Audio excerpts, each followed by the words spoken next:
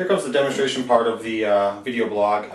Within the 5 fundamentals of foosball, again, it's first thing I do is get control. So I'm going to go through a little bit about control here. For control, it's what I like to do is keep it pretty basic, so it applies to all tables. First thing to get control, you have to catch the ball. So the way I catch the ball and the way I recommend people catch the ball, just put a man in front of the ball. As you can see, as the ball is coming towards me, my man is angled back so that it can absorb. If I go off the opposite, it's just the opposite.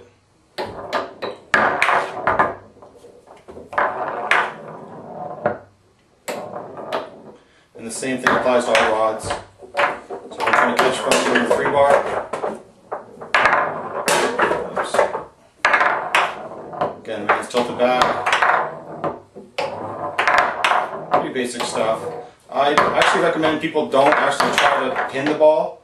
Because if you get into the habit of pinning the ball, you're really relying on certain table characteristics of certain friction between the ball and the surface on other tables, especially with the ITSF and the 5 official tables now, having to play on those 5 official tables within the same tournament, within the same day. It's really adjusting back and forth to different tables. Every table has the same characteristic. If you put a man in front of the ball's going to stop it, and then you can control it. But some of the tables are very hard to pin on, like Orlando especially. Bonzini's quite easy, but different pin points, different pin reaction. So every table, I recommend just put your man right in front of the ball, holding the handle kind of loose so you can easily absorb the ball as it comes in. So that's first thing to do is to get control. So once you have control, let's say I get control in the 5 bar, now I need to set up. So everyone has a certain options, a certain passing series that they'll do on the 5 bar. So here I start my series from here. If I'm setting up for a rollover, let's say, so I've got control, I need to set up. So this is my shooting series from the 3 bar, from the goal, same kind of thing. I either shoot from a pull series,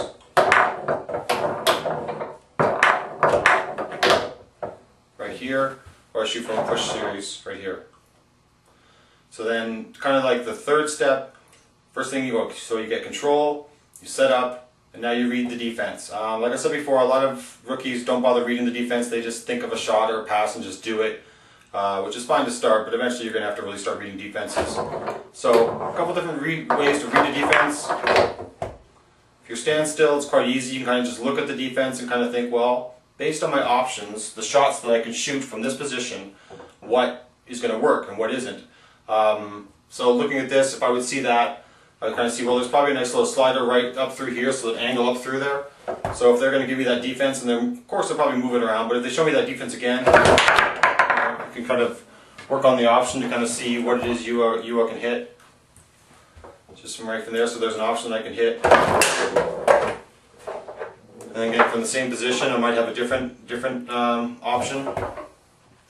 Same exact position, I'm reading defense again now. The defense is a little bit different, so I need to shoot a different shot. So it's a little option. Of course, I need to go a little bit deeper with that one. Kind of thing. You get the idea. Same thing from here, whatever the defense is. You kind of read the defense. You look at it. Got a couple different options I could probably do. A little slider right through down through here, or a long pull. Of course, I'm going to probably take the easier one to do. Same thing here, you set up.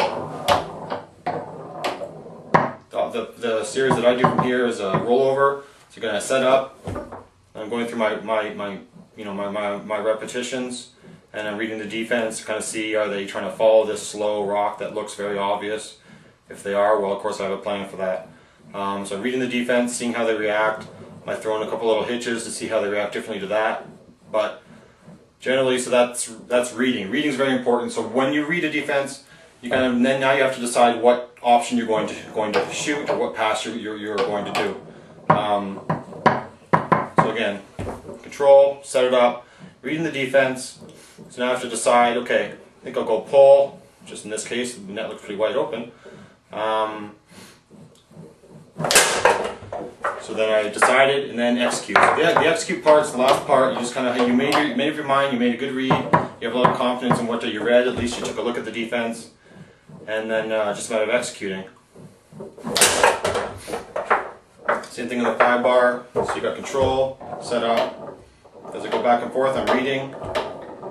Okay, I'm going to decide based on what my 5 bars happens to be leaving open a wall here. So I'm going to take a nice easy option on my hidden bound brush. Then get the same thing. Set up, read, decide, execute. Same thing back here. So I get set up, first I got control, set up, read the defense, I decide, hit that kind of that long straight one, wait for it, execute.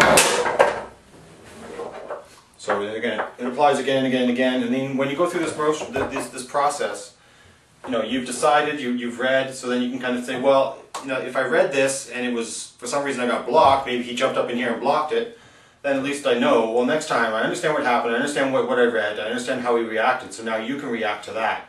So instead of going straight down that pipe, now I can maybe go behind him with faith that he's going to move out of the way, or maybe I can hit the push kick if that's what I know he's going to be in. So, you know. So again, I'm reading. Now I made the read this time saying, well, he blocked me last time, he showed me this. So he's obviously, that's not the real hole, this is the real hole. So they can shoot it like a push kick down there. So I think that's basically enough for now. I'll go into different things about like the way to read, the way I pass and shoot, and the way I can, you know, share my my experience there. So hopefully you'll find this useful. About once a week I plan to do this. Probably get some, you know, some feedback and about things people would like to see.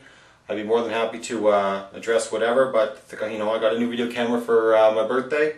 Thought I'd play with it and put some stuff up on YouTube. Hope you enjoy. Bye.